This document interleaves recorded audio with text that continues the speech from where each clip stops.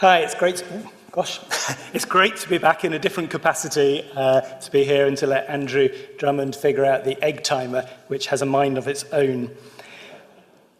I think everyone should set some audacious goals. Don't go away from here without setting an audacious goal that takes you out of your comfort zone. I've got two at the moment. One in passing is to save the taxpayer £45 billion by scrapping HS2 high-speed rail. So you may have seen me popping up on TV with Secretaries of State and Pete Waterman. The other audacious goal is something that's been running since 2005, and that's what I'm going to be telling you about. And I'm very glad to be able at last to tell you this story. It's quite long running. Since the 1990s, I believe I've had a specific call to Palestine, especially to stand alongside the community in Bethlehem, which has been particularly hard hit by border closures. Different set of problems there to Africa. Main problems are really around movement restrictions and the high cost of transport. Flowers being held up at security till they've perished, ceramics being chucked back in containers and broken.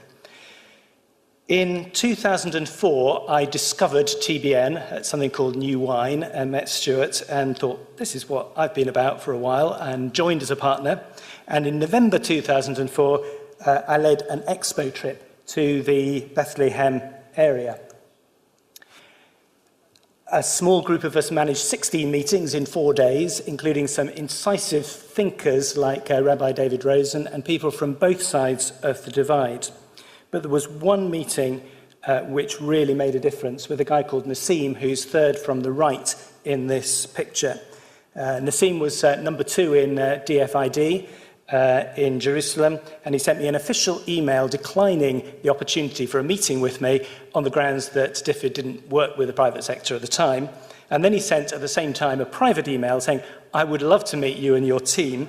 And he was, he'd been waiting for a group like us to turn up. He was our man of peace, if you know the terminology, who brought us into his networks. And so we went back again in February 2005, and I facilitated a workshop which was organised to try and explore how we could create robust jobs that would survive in peace and conflict. And several initiatives came out of that. I didn't realise this picture would already be up, but one was to do with print and design. A couple of us got involved in getting stuff designed and printed in Bethlehem, and we also researched the Christmas card market. And the printer is now very involved in selling Christmas cards, although not particularly because of our work. It's mainly sold into Germany and Holland. More significant development was establishing TeamStart, which is a program that develops high-potential technology-based businesses, and in Palestine that has links to Israeli technology companies. So we trained some people up in the UK and then enabled the Palestine ICT incubator in Ramallah to run those courses, and it's also run in Gaza. And by the way, if you want to run it in the UK, do let me know. It no longer runs here. But our big idea was to set up a call centre, a whole new sector for the Palestine economy.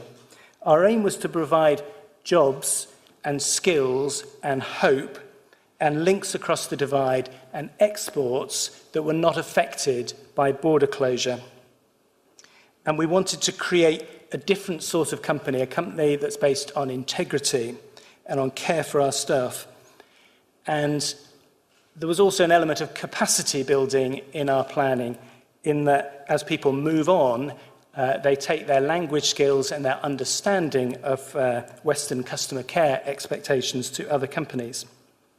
And the commercial basis for the company was to draw on the education and language skills in the Bethlehem area, which are excellent, and to provide low-cost bilingual English-Arabic services, particularly to companies selling in to the Gulf states and to the Middle East. The only problem was we didn't actually know anyone that knew anything about the call centre sector.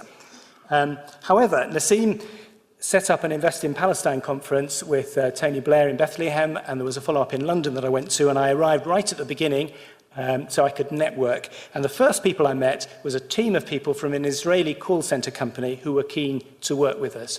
So I dispatched Nassim to meet up with them, and we extracted some funding to help us build a business plan and do the market research. We had some help from TBN in that. It's sometimes useful to be a partner with an NGO to get these kinds of things.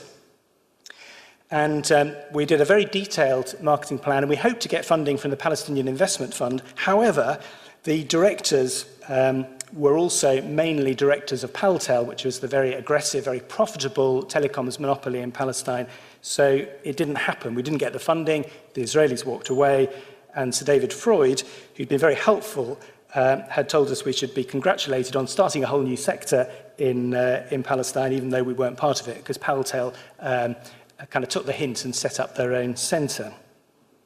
So scroll on about 3 years. I should say that was a mixture of the people from the Israeli company and people from TBN. And this is the three of us, because what happened next was 3 years later, when I was helping set up the TBN Gulf Conference in 2010, I had an email from Russ Sandlin, the guy on the left here, an American running a call center for Gulf Bank in Kuwait.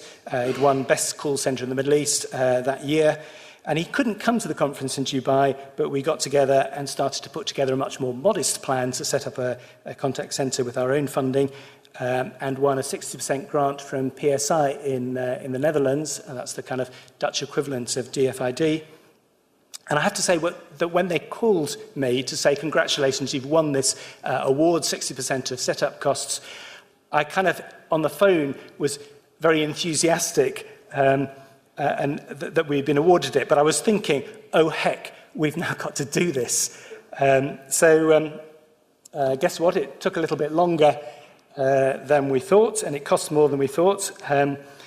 Registering the company as a joint venture, registering the joint venture with my UK company was a complete nightmare. And negotiating for the fibre optic with Paltel was also interesting. However, we do now have a centre wired up for 88 agents, expandable to 120, with admin offices, a training room, canteen, and a bus service, because they're currently working from 5 p.m. to 2 a.m. US hours, so we take people back to their homes. This is the first group of trainees who graduated about 5 weeks ago, and they've been hard at work since then. There's another group of 11 who will be who are just starting commercial work with us. They're really enthusiastic, really up for it, really supportive. And here's a quote which just kind of illustrates it. This is something that transcends political barriers and limitations. That's where the word transcend, our company name, comes from, transcending the wall. I am my family's hope. It makes me feel renewed every day. It helps my English come to life. So we're currently delivering an outbound sales contract to the USA and getting record results. We've started a high-level B2B contract in the UK to fix appointments, and we think we're on the point of signing up a contract with a number 2 telecoms company in Palestine. Paltel is no longer a monopoly, to provide all their outsourced, all their call center activities, and even their field sales activities and inbound work from September. So it's very high risk. We're probably undercapitalized, and we urgently need more contracts. So if you need to call in English and Arabic into the Middle East, then let me know. But we're getting there. The staff are really behind us. It's very high profile. Everyone knows who we are, what we're trying to do. We're being watched. So please support us if you know potential customers. And then just finally to say, on a personal note, I'm fully employed, but curiously completely income-free. So my sort of next 6 months task is to stabilize Transcend. I spent hours on Skype every day with them and visit 3 times so far this year. Stabilize Transcend to protect my investment, finish killing HS2, and then look for a proper job, and then find another audacious goal. Thank you.